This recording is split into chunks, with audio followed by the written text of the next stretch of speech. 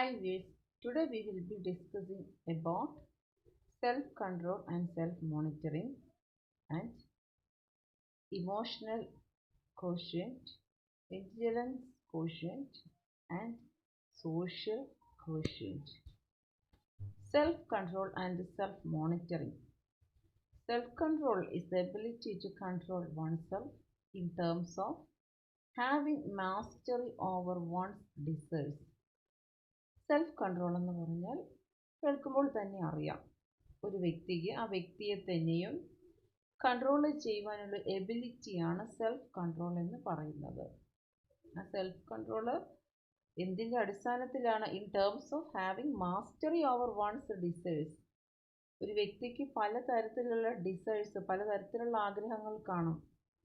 പക്ഷേ ആ ആഗ്രഹങ്ങൾക്കെല്ലാം പ്രാധാന്യം കൊടുക്കാതെ അതിനെയും മറികടന്ന് ഒരു സെൽഫ് കൺട്രോള് ഉണ്ടായിരിക്കണം. അതിനെയാണ് ഇവിടെ self control is the ability of control one self in terms of having mastery over one's desires എന്ന് പറയുന്നത്. മാസ്റ്ററി ഓവർ വൺസ് ഡിസൈഴ്സ് എന്ന് പറഞ്ഞാൽ ഒരാൾക്ക് പല ഇഷ്ടങ്ങളും പല താല്പര്യങ്ങളും ഒക്കെ ഉണ്ടായിരിക്കണം. പക്ഷെ അതിനെയൊക്കെ മറികടക്കണം. അതിന് മുകളിലായിട്ടായിരിക്കണം നമ്മൾ ബുദ്ധിപൂർവമായിട്ട് ചിന്തിക്കേണ്ടുന്നത്. Self-controlled people have healthy attitudes. Self-controlled people എന്ന് പറഞ്ഞാൽ സ്വയം ഏത് കാര്യം, ആഗ്രഹങ്ങളാണെങ്കിലും ഇഷ്ടങ്ങളാണെങ്കിലും താല്പര്യങ്ങളാണെങ്കിലും ഒക്കെയും ആവശ്യമില്ലാത്ത ആഗ്രഹങ്ങൾ, ഇഷ്ടങ്ങൾ ഇവയൊക്കെ നിയന്ത്രിക്കാൻ കഴിയുന്ന ആൾക്കാർക്ക് ഒരു ഹെൽത്തി ആറ്റിറ്റ്യൂഡ് ഉണ്ടാകും, നല്ല മനോഭാവം ഉണ്ടാകും. They focus on needs rather than wants. അവർ എപ്പോഴും ഇമ്പോർട്ടൻസ് കൊടുക്കുന്നത് അവർക്ക് ആവശ്യമായിട്ടുള്ള നീഡ്സാണ്.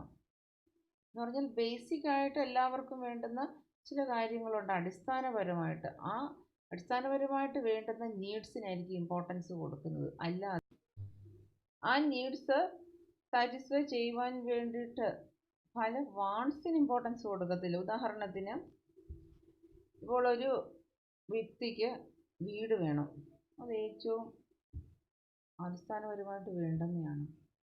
പക്ഷെ അവർക്ക് ജീവിക്കാൻ ആവശ്യമായിട്ടുള്ള സൗകര്യങ്ങളൊക്കെ ഒരു വീടുണ്ടെങ്കിൽ അത് ആ വ്യക്തിയുടെ നീഡാണെന്ന് പറയാം. പക്ഷെ ഒരാവശ്യവുമില്ലാതെ അതിഭയങ്കരമായിട്ടുള്ള ആർഭാടം നിറഞ്ഞ ഒരു വീടെന്ന് പറഞ്ഞാൽ അത് ആ വ്യക്തിയുടെ വാണ്ടാണ്.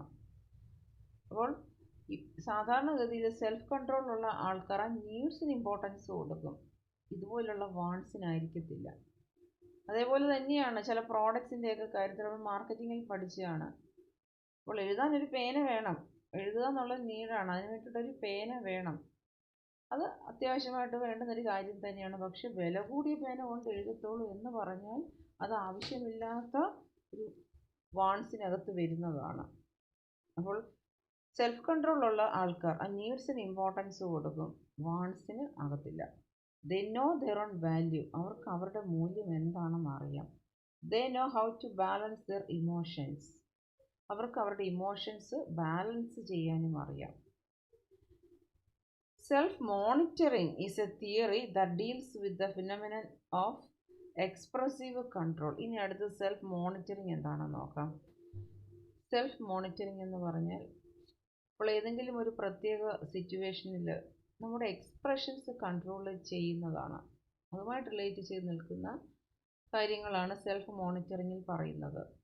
എക്സ്പ്രഷൻസ് എന്ന് പറഞ്ഞാൽ ഇപ്പോൾ ഒരു പ്രത്യേക സിറ്റുവേഷൻ നമുക്ക് അതിഭയങ്കരമായിട്ട് ദേഷ്യം വരികയാണ്, അതാണ് നമുക്ക് ആ ഒരു സമയത്ത് തോന്നുന്നത്. പക്ഷെ ആ ദേഷ്യം നമ്മളവിടെ എക്സ്പ്രസ് ചെയ്യാതിരിക്കുകയാണ്. കാരണം ആ സിറ്റുവേഷനിൽ ദേഷ്യം എക്സ്പ്രസ് ചെയ്ത് കഴിഞ്ഞാൽ കൂടുതൽ പ്രശ്നങ്ങളുണ്ടാകും. അപ്പോൾ ആ പെട്ടെന്നുണ്ടായ ദേഷ്യം അതിനെ എക്സ്പ്രസ് ചെയ്യാതെ, അതിനെ പ്രകടിപ്പിക്കാതെ നിയന്ത്രിക്കുന്നതിനെയാണ് സെൽഫ് മോണിറ്ററിങ് എന്ന് പറയുന്നത്. അതാണ് self monitoring is the theory that deals with the phenomena of expressive control. Self monitoring is the ability to regulate and to accommodate social situations. അപ്പോൾ സെൽഫ് മോണിറ്ററിങ് എന്ന് പറഞ്ഞാൽ റെഗുലേറ്റ് ചെയ്യുക എന്ന് പറഞ്ഞാൽ ഒരു പ്രത്യേക സിറ്റുവേഷന് നിയന്ത്രിക്കുവാനുള്ള കഴിവ്, അതിനെയാണ് റെഗുലേറ്റ് ചെയ്യുക എന്ന് പറയുന്നത്. And to accommodate social situations. ഏതൊരു സോഷ്യൽ സിറ്റുവേഷനെയും അക്കോമഡേറ്റ് ചെയ്യുക, ഉൾക്കൊള്ളുവാനുള്ള എബിലിറ്റിയാണ് സെൽഫ് മോണിറ്ററിംഗ് എന്ന് പറയുന്നത്. അപ്പോൾ സെൽഫ് മോണിറ്ററിംഗ് എന്ന് പറഞ്ഞാൽ ഏതൊരു സിറ്റുവേഷനെയും റെഗുലേറ്റ് ചെയ്യുവാനും നിയന്ത്രിക്കുവാനും അതുപോലെ അക്കോമഡേറ്റ് ചെയ്യുവാനും ഉൾക്കൊള്ളുവാനുമുള്ള എബിലിറ്റിയാണ്. അടുത്തതായി self control and self monitoring അനുസരിച്ച് ആൾക്കാരുടെ പ്രത്യേകതകൾ എന്തൊക്കെയാണ്? People with high self monitoring, they behave highly responsive to social cues, they try to impress others, they want to receive positive feedback. വളരെയധികം സെൽഫ് മോണിറ്ററിംഗ് ഉള്ള ആൾക്കാർ social ക്യൂസിനോട് പൊതുവെ highly responsive ആയിരിക്കും. എന്ന് പറഞ്ഞാൽ ഇപ്പോൾ സമൂഹം ചില കാര്യങ്ങൾ നല്ലതെന്ന് പറയും, സമൂഹം ചില കാര്യങ്ങൾ മോശമാണെന്നും പറയാറുണ്ട്. അതിനെയാണ് ആ സോഷ്യൽ ക്യൂസ് എന്ന് പറയുന്നത്. അപ്പോൾ അവരെപ്പോഴും സമൂഹം നല്ലതാണെന്ന് പറയുന്ന കാര്യങ്ങൾക്ക് പ്രാധാന്യം കൊടുക്കും. ആ സമൂഹം നല്ലതാണെന്ന് പറയുന്ന കാര്യങ്ങൾക്ക് ഇമ്പോർട്ടൻസ് കൊടുത്തുകൊണ്ട് അങ്ങനെയൊക്കെ പ്രവർത്തിച്ചുകൊണ്ട് മറ്റുള്ളവരെ ഇംപ്രസ് ചെയ്യാൻ ശ്രമിക്കും. അവരെപ്പോഴും മറ്റുള്ളവരിൽ നിന്ന് നല്ല രീതിയിലുള്ള ഫീഡ്ബാക്ക് കേൾക്കുവാൻ ആഗ്രഹിക്കുകയും ചെയ്യുന്നു. മോശമായിട്ട് എന്തെങ്കിലും ഇവരെക്കുറിച്ച് പറയുന്നത് ഇവർക്ക് ഇഷ്ടമുള്ള കാര്യമല്ല ഹൈ സെൽഫ് മോണിറ്ററിംഗ് ഉള്ളവർക്ക്. അടുത്തതായി low self monitors, they are often less responsive to social cues. Low self monitors പൊതുവെ സോഷ്യൽ ക്യൂസ് എന്ന് പറഞ്ഞാൽ സമൂഹത്തിൻ്റെ ചില പ്രത്യേക കാര്യങ്ങളോട്, സമൂഹം നല്ലതെന്ന് പറയുന്ന ചില കാര്യങ്ങൾ മോശമെന്ന് പറയുന്ന ചില കാര്യങ്ങളൊക്കെ ഉണ്ട്, അതിനോടൊക്കെയും അവർ വലിയ ഇമ്പോർട്ടൻസ് കൊടുക്കത്തില്ല. Their self-presentation will be dissimilar from their internal states. അവർ സമൂഹത്തിൻ്റെ മുൻപിൽ അവരുടെ സ്വഭാവങ്ങളും അതുപോലെ അവരവരെ തന്നെ പ്രസൻറ്റ് ചെയ്യുന്നത് അവർ ചിന്തിക്കുന്നതിൽ നിന്നും വ്യത്യസ്തമായിരിക്കും. അതാണ് dissimilar from their internal states എന്ന് പറയുന്നത്. അവർ ചിന്തിക്കുന്നത് ഒന്നായിരിക്കും, പക്ഷെ അവർ സമൂഹത്തിൻ്റെ മുൻപിൽ പ്രവർത്തിക്കുന്നത് അവരവരെ തന്നെ പ്രസൻറ്റ് ചെയ്യുന്ന രീതി വ്യത്യസ്തമായിരിക്കും. അഗ്രസീവ് ഇൻ നേച്ചർ, അവർ വളരെ അഗ്രസീവായിട്ടുള്ള സ്വഭാവമുള്ളവരാണ്. എന്നുവെച്ചാൽ എന്തെങ്കിലും ഒരു കാര്യം ചെയ്യണമെന്ന് വെച്ചാൽ അതങ്ങ് ചെയ്യുക, അതൊക്കെയാണ് അവരുടെ ഒരു രീതി. ദേ ആർ അൺകോംപ്രമൈസിങ്, ഒരു കോംപ്രമൈസിന് അവർ തയ്യാറാകുകയില്ല. അവർക്ക് എന്താണോ ഇഷ്ടം അവരത് ചെയ്യും. ഒന്നിനു വേണ്ടിയിട്ട്, സമൂഹത്തിന് വേണ്ടിയിട്ട് ഒന്നും അവർ ഒരു കോംപ്രമൈസിന് തയ്യാറാകത്തില്ല. അവർക്ക് നല്ലതെന്ന് തോന്നുന്ന കാര്യങ്ങൾ അവർ ചെയ്യും. They are more prone to rejection എന്ന് പറഞ്ഞാൽ ഒരു നെഗറ്റീവായിട്ടുള്ളൊരു അപ്രോച്ച് ആയിരിക്കും. അവർ മറ്റുള്ളവരെന്തെങ്കിലും ഒരു കാര്യം പറയുമ്പോൾ അത് റിജക്റ്റ് ചെയ്യും. മറ്റുള്ളവർ ഉപദേശിച്ചു കഴിഞ്ഞാൽ അതൊന്നും അവർ സ്വീകരിക്കുവാൻ തയ്യാറാകത്തില്ല. അവർക്ക് എന്താണോ ശരിയെന്ന് തോന്നുന്നത് അതായിരിക്കും അവർ ചെയ്യുക. അതാണ് they are more prone to rejection എന്ന് പറയുന്നത്. മറ്റുള്ളവർ നല്ലതായിട്ട് എന്തെങ്കിലും ഒരു കാര്യം പറഞ്ഞു കൊടുത്താൽ അവരതിനെ റിജക്റ്റ് ചെയ്യുവാനായിരിക്കും ശ്രമിക്കുക. Effects of high self monitoring. High self മോണിറ്ററിങ്ങിൻ്റെ എഫക്ട്സ്, അങ്ങനെയുള്ളവരുടെ പെരുമാറ്റം എങ്ങനെയായിരിക്കുമെന്ന്. Behave in accordance with the situation, transparency in the character, compromising etcetera. അവർ എപ്പോഴും സിറ്റുവേഷൻ അനുസരിച്ച് പെരുമാറും. അവരുടെ ക്യാരക്ടറിൽ ഒരു ട്രാൻസ്പെറൻസി, ഒരു സുതാര്യത കാണും. സത്യസന്ധമായിട്ടായിരിക്കും അവർ ബിഹേവ് ചെയ്യുക. ഒന്നും പൊളിക്കാനോ മറയ്ക്കാനോ ഒന്നും അവർ തയ്യാറാകുകയല്ല. സത്യസന്ധമായിട്ടുള്ള മറുപടിയും പെരുമാറ്റ രീതിയുമായിരിക്കും. കോംപ്രമൈസിങ്, ഏതൊരു വിട്ടുവീഴ്ചയ്ക്ക് തയ്യാറാകും. വിട്ടുവീഴ്ച എന്ന് വെച്ചാൽ നല്ല രീതിയിലുള്ള വിട്ടുവീഴ്ച. നിർബന്ധ ബുദ്ധിയോടെ അവർ നിൽക്കുകയില്ല. നല്ലതെന്ന് തോന്നിയാണെങ്കിൽ അവരൊരു വിട്ടുവീഴ്ചയ്ക്ക് തയ്യാറാകും. അടുത്തതായി effects of low self monitoring. Low self മോണിറ്ററിങ്ങിൻ്റെ എഫക്ട്സ് എന്തൊക്കെയാണെന്ന് നോക്കാം. Anger, anxiety, guilty feeling, low self esteem, isolation, depression etcetera. ദേഷ്യം, ആങ്സൈറ്റി, ഗിൽറ്റി ഫീലിംഗ്, കുറ്റബോധം, ലോ സെൽഫ് എസ്റ്റീം, സ്വയമേവ തന്നെയും ഒന്നിനും ഒരു കേപ്പബിൾ അല്ല എന്നുള്ള തോന്നൽ. ഐസൊലേഷൻ, സോഷ്യബിൾ ആയിരിക്കത്തില്ല, മറ്റുള്ളവരുമായിട്ടൊന്ന് മിങ്കിൾ ചെയ്യുക ഒന്നും അവർക്ക് ഇഷ്ടമല്ല, സോഷ്യബിൾ ആയിരിക്കത്തില്ല. അതുപോലെ ഡിപ്രഷൻ, എപ്പോഴും ഒരു നിരാശാഭാവം കാണും. കാരണം അവരെന്ത് ചെയ്താലും മറ്റുള്ളവർ അവരെക്കുറിച്ച് എന്ത് വിചാരിക്കും എന്നുള്ള ചിന്തയായിരിക്കും. അതിൽ നിന്ന് തന്നെ അവർക്കൊരു നിരാശയായിരിക്കും ഉണ്ടാകുക. ഇതൊക്കെയാണ് ലോ സെൽഫ് മോണിറ്ററിങ്ങിൻ്റെ എഫക്ട്സ്. അടുത്തതായി emotional quotient, intelligence quotient and social quotient. അവ എന്തൊക്കെയാണെന്ന് നോക്കാം. Emotional quotient or EQ, otherwise emotional intelligence, is a type of social intelligence that involves ability to monitor one's own intelligence related to emotions and also respect other people's emotions.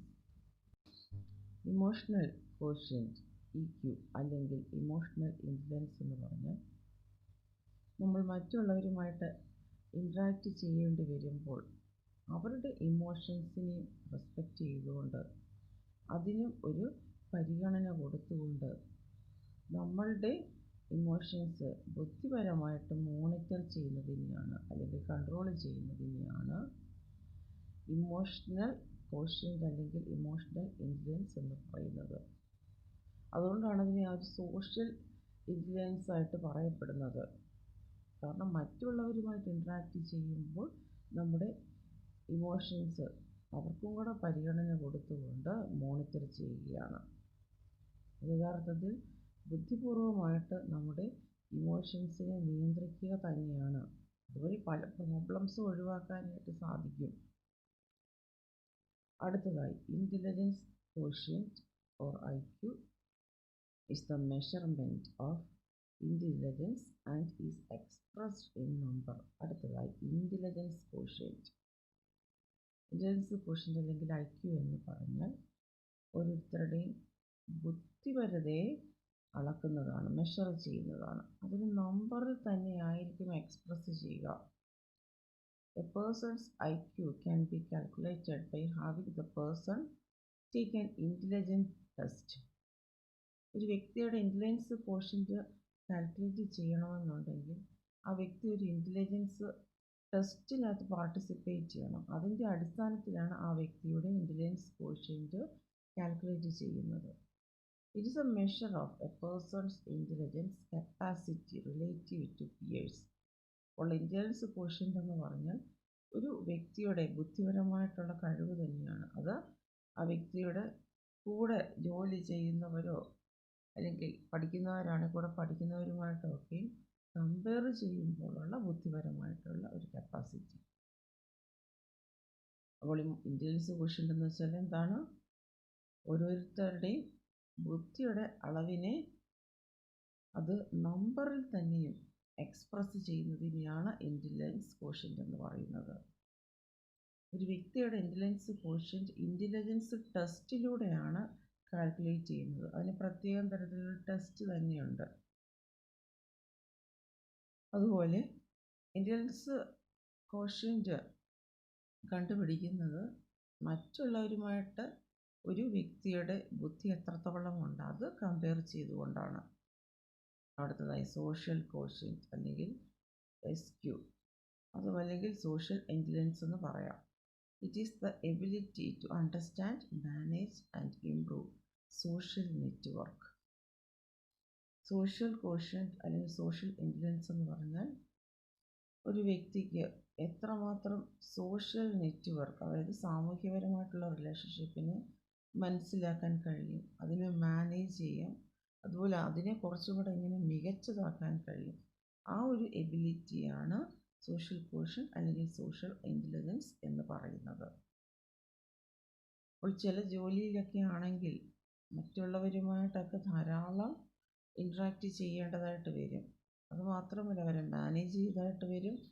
ആ ഒരു മറ്റുള്ളവരുമായിട്ടുള്ള social റിലേഷൻഷിപ്പും മികച്ചതാക്കേണ്ട സാഹചര്യങ്ങളും വരും. Managers need this social quotient to be successful. മാനേജേഴ്സിനാണ് ഈ social quotient ഏറ്റവും ആവശ്യമായിട്ടുള്ളത്. Managers successful ആകണമെന്നുണ്ടെങ്കിൽ സോഷ്യൽ കോഷ്യന്റ് അല്ലെങ്കിൽ സോഷ്യൽ ഇൻ്റലിജൻസ് നിർബന്ധമായിട്ടും ഉണ്ടായിരിക്കണം.